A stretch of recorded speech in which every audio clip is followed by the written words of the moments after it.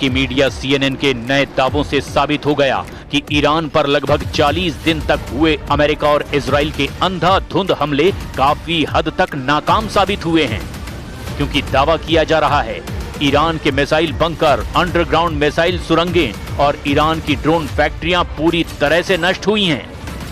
जरा देखिए अमेरिकी मीडिया ईरान की तबाह मिसाइलों पर नए सिरे से आखिर क्या दावा कर रहा है। अमेरिकी मीडिया CNN के दावों के मुताबिक ईरान ने मलबों से करीब 1000 से ज्यादा मिसाइलें सुरक्षित बरामद कर ली हैं। अमेरिका ने करीब 90 दिनों के युद्ध के दौरान ईरान में 13,500 हमला करने की बात कही थी। CNN ने अपनी रिपोर्ट में दावा किया कि ईरान अमेरिका और इजराइल की बमबारी से ढह गई सुरंगों के मुहाने को फिर से खोदने और फिर इजराइल और मध्य पूर्व के दूसरे देशों पर नए सिरे से मिसाइल हमलों के लिए पूरी तरह से तैयार है। CNN के मुताबिक ईरान ने सड़कों और सुरंगों के मुहानों को साफ करने के लिए बुलडोजर और डंप ट्रैक जैसे साधारण उपकरणों का इस्तेमाल किया है। CNN से अमेरिकी एक्सपर्ट्स ने कहा कि ईरान की मिसाइल क्षमताओं को नष्ट करना बहुत मुश्किल होगा।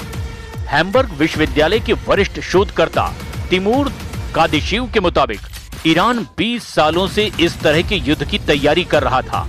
उन्होंने कहा कि इस तरह का नुकसान पहुंचाने के लिए आपको बहुत ज्यादा आधुनिक और बहुत महंगे हथियारों का इस्तेमाल करना पड़ता है और इसकी मरम्मत का काम बहुत ही साधारण तकनीक वाला होता है। इसमें बस बुलडोजर ही लगता है। CNN के मुताबिक कई एक्सपर्ट्स ने कहा कि ईरान के पास अभी भी अंडरग्राउंड में 1000 से भी ज्यादा मिसाइलें जमा हैं। उनका कहना है कि इस बात की संभावना बहुत कम है कि अमेरिका और इजराइल के हमलों में अंडरग्राउंड मिसाइल भंडार को कोई नुकसान पहुंचा हो।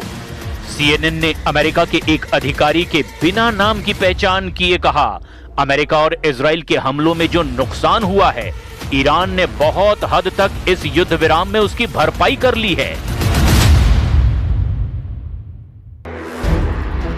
अमेरिकी मीडिया और एक्सपर्ट्स के मुताबिक ईरान के ज्यादातर मिसाइल ठिकाने कम से कम आंशिक रूप से चालू हैं।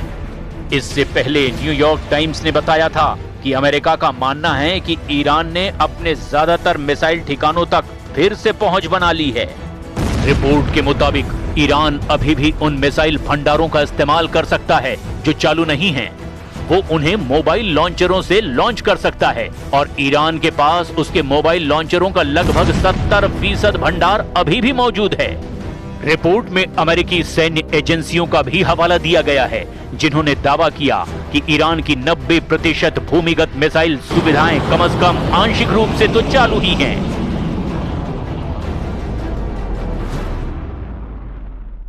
اگر این حرفی که میزنه درست باشه نشان دهنده اینه که محاصره‌اش شکست خورده و اون چیزی که تو ذهنش بوده به وقوع نپیوسته.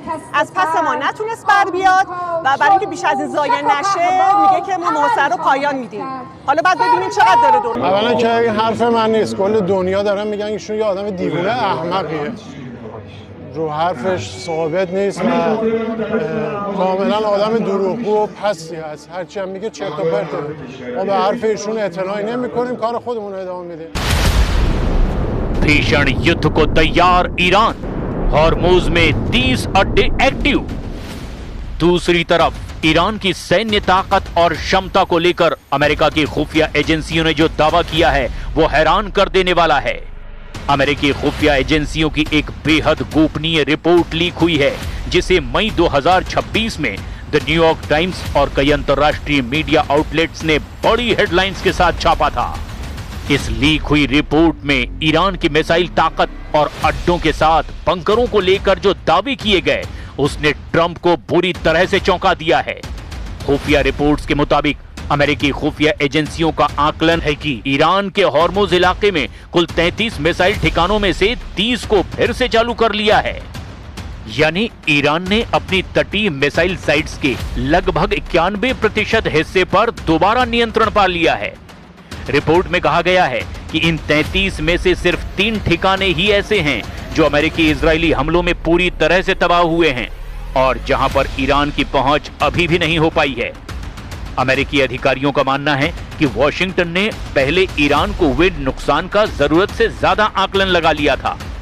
ताजा आकलन के मुताबिक ईरान का 70% मिसाइल आर्सेनल यानी कि जखीरा और लगभग 70% मोबाइल लॉन्चर यानी गाड़ियों पर फिट लॉन्चर्स अभी भी पूरी तरह सुरक्षित और एक्टिव हैं। ईरान के पहाड़ों के सैकड़ों मीटर नीचे बने अंडरग्राउंड बेस, जिन्हें ईरान मिसाइल सिटी कहता है, वहां का 90% हिस्सा अमेरिकी बंकर बस्टर हमलों के बावजूद सुरक्षित बचा हुआ है। ये ठिकाने अंडरग्राउंड रेल नेटवर्क से जुड़े हुए हैं, जिससे ईरान अपनी मिसाइलों को एक जगह से दूसरी जगह बेहद आसानी से शिफ्ट कर रहा है। यानी ईरान इस वक्त बेहद कमजोर देश नहीं बल्कि बेहद आक्रामक देश बन चुका है, जो अमेरिका के हर वार पर पलटवार करने के लिए पूरी तरह से तैयार ही नहीं है, बल्कि वो ऐसा करता भी जा रहा है। अब देखना यह होगा कि क्या अमेरिका फिर से ईरान के किसी ठिकाने पर हमला करता है या नहीं।